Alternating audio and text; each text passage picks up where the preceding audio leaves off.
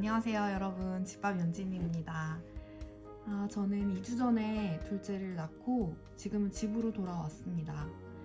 그리고 이제 올해가 거의 다 끝나가는 이 시점에 내년을 대비해서 식비를 꼭 줄여보겠다 계획하시는 분들에게 도움이 될 만한 영상을 준비해봤는데요.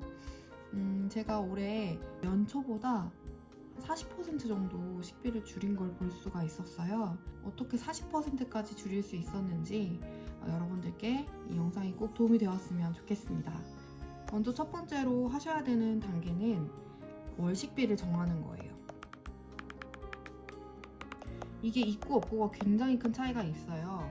가이드라인이 있는 것하고 그냥 없이 내가 아껴보겠다라고 하는 거는 기준이 없는 거기 때문에 꼭 정하고 시작하시는 게 좋습니다. 저는 이렇게 정했어요. 일단 우리 집에 몇 인 가구인지, 지금 저희가 3인 가구, 3인 가구가 아니죠. 둘째가 나왔죠? 4인 가구네요. 4인 가구에 외벌이냐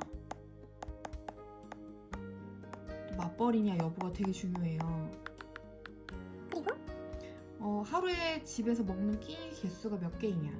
저희 남편 같은 경우에는 집에 와서 먹는 끼니가 보통 저녁에 한 끼 정도 되거든요.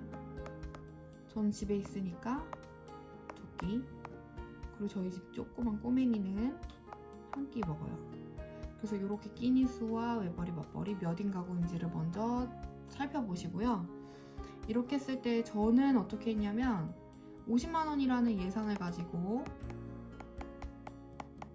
그 안에서 실제 목표, 줄여보는 대로 줄여볼 수 있다면 나는 35만 원을 목표로 해볼래 라고 스타트를 했었어요. 그럼 어떻게 되나요? 35만 원을 만약에 사용을 했다면 이 남은 부분이 있겠죠? 이 남은 부분은 저는 저축을 했습니다. 그렇게 해서 올해 확인해 보니까 약 80만 원 정도를 저희가 모았더라고요. 이렇게 해서 남은 금액으로 저축을 하고 있고요. 그래서 어쨌든 식비를 정할 때 있어서 중요한 첫 번째가 외벌이냐 맞벌이냐이고, 제가 만약에 맞벌이였으면 저는 식비를 조금 더 잡았을 것 같아요. 설령 집에서 먹는 끼니가 줄어든다 하더라도.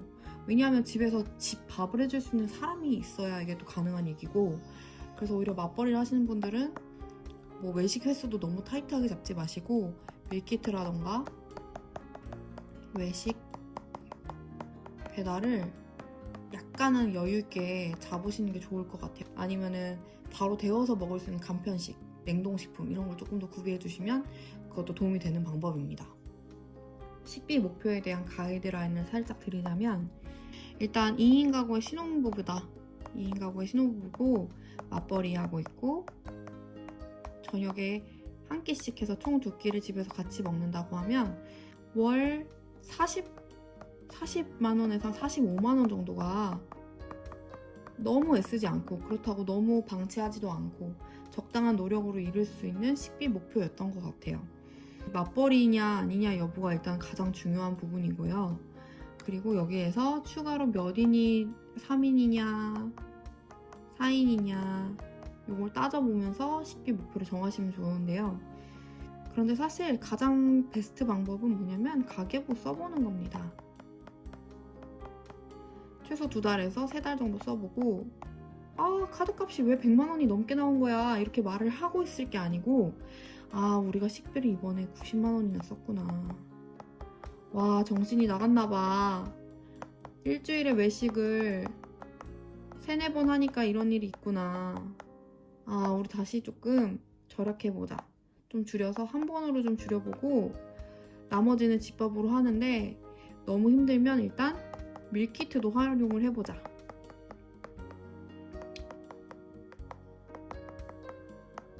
이렇게 계획을 해보시면 좋겠죠. 그래서 어쨌든 가장 중요한 건 가이드라인이 필요하다. 눈에 보이는 어떤 식비 라인이 있어야 우리가 그걸 지키려고 노력하게 되고, 잘 하다가도 못할 때가 있을 거 아니에요. 그럴 때 다시 돌아갈 수 있는 힘이 된다. 이거 꼭 기억을 해주셨으면 좋겠어요. 자, 이제 월 식비를 정하셨으면 그 다음 단계로는 마트 금지령입니다. 장보기를 하지 마셔야 돼요. 일단 그래서 언제까지요? 물어볼 수 있으실 텐데, 첫 번째는 냉장고나 아니면 실온에 있는 어떤 식재료들 있죠? 이 식재료들이 약 30% 이하로 떨어지기 전까지는 마트는 금지입니다. 그 다음에 두 번째는 달력을 먼저 보셔야 돼요. 마트를 가지 않아도 되는 이유를 찾으세요. 예를 들어서 경조사 일정이 있을 수 있죠. 가족끼리 모이거나 결혼식이 있다거나, 그러면은 보통 연관되어 있는 게 외식과 연관되어 있어서 그 일정, 그 날짜 전과 후로는 마트를 가시면 안 돼요. 그래서 저는 이런 식으로 계속 마트를 안 가도 되는 이유를 찾아서 장 보는 거를 미뤘던 것 같아요. 계획을 할 때 목적 있으면 정말 좋잖아요. 그래서 무지출 챌린지도 함께 했던 것 같아요. 아, 나 이 정도면은 한 3일 정도는 뭐 안 사도 될 것 같은데? 이번 주는 좀 커피도 사 먹던 거 잠깐 멈춰볼까? 이걸 같이 함께 연결지어서 해보니까 정말 효과가 좋았던 것 같아요. 그래서 느낀 게 있어요. 마트를 딱 한 번 안 가는 게 최고의 할인이고 최고의 재테크다 라는 생각이 들었던 것 같아요. 식비 절약 세 번째 방법은 이제 냉장고 파먹기입니다. 그 중에 첫 단계는 이제 냉장고 안에 뭐가 있는지를 먼저 보셔야 되겠죠? 그래서 재료 확인을 먼저 해주시고요. 너무 꽉 차 있으면 하나하나 꺼내서 보는 것보다는 그냥 외관상 직관적으로 보이는 것들 먼저 소진을 해주시면 좋아요.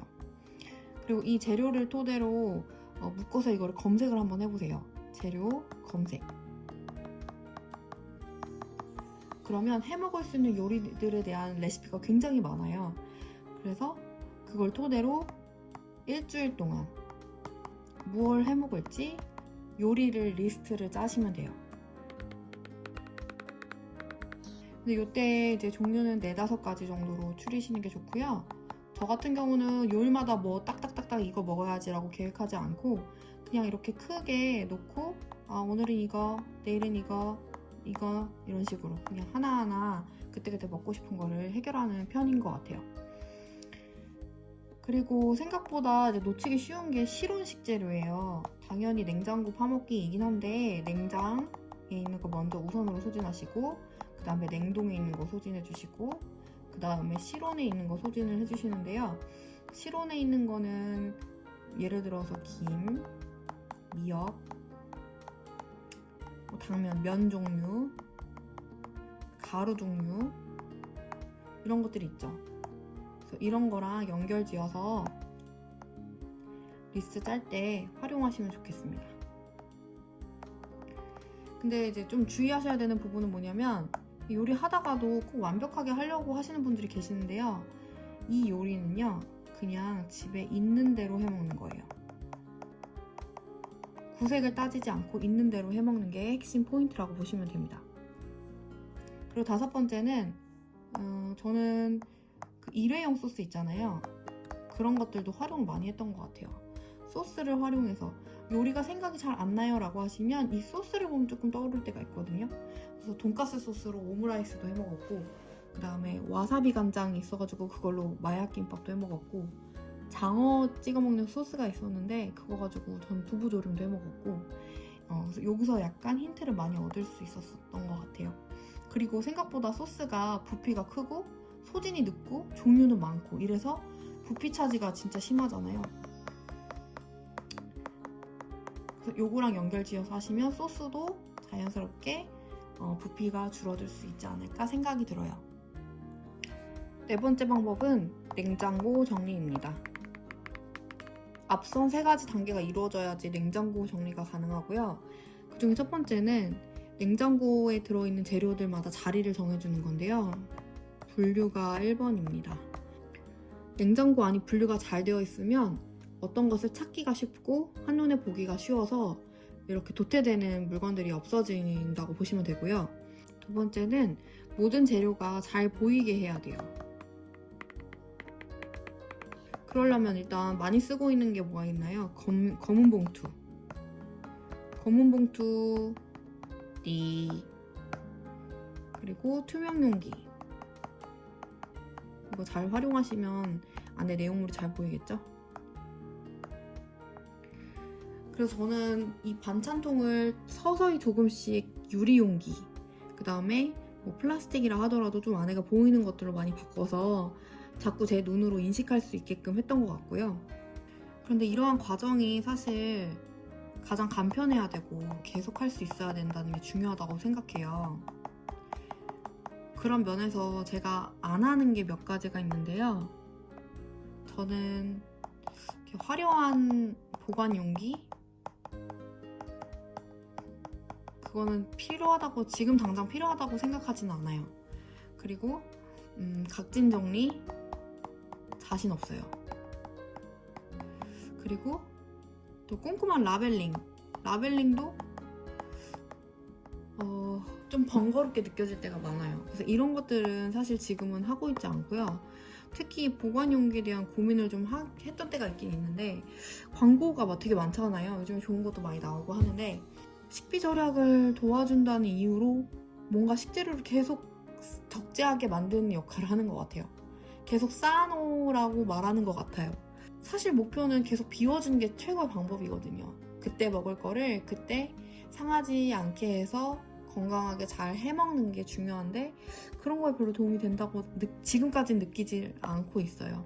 그래서 저는 그냥 정리 잘하자. 그냥 그때그때 내가 쓸 수 있는 간단한 재료와 방법들로 계속 할 수 있는 것을 찾자라고 생각하고 하고 있어요.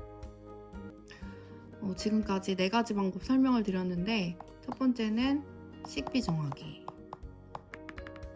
식비를 정했다면 일단은 장보기는 금지하고 장보기 금지. 집에 있는 식재료를 파먹는 작업. 그리고 나서 어느 정도 비워졌으면 냉장고를 정리하고.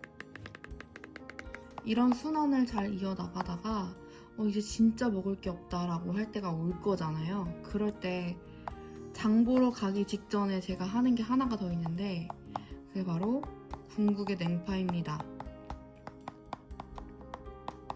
약간 견디기 작업이죠. 그래서 이때 주로 해먹는 게 뭐가 있냐면 볶음밥. 냉파기 진짜 좋은 요리예요. 비빔밥, 전, 김밥, 죽 이런 것들로 진짜 마트 가도 될까 고민한 다음에 그 다음에 마트를 갑니다. 장보기 단계에서도 식비를 절약할 수 있는 방법들이 여러 가지가 있어요. 요거는 다음 2편에서 정리해서 올려보겠습니다. 그러면 오랜만에 집밥 연진 영상 시청해주신 여러분 감사드리고, 다음 2편에서 다시 만나겠습니다. 안녕.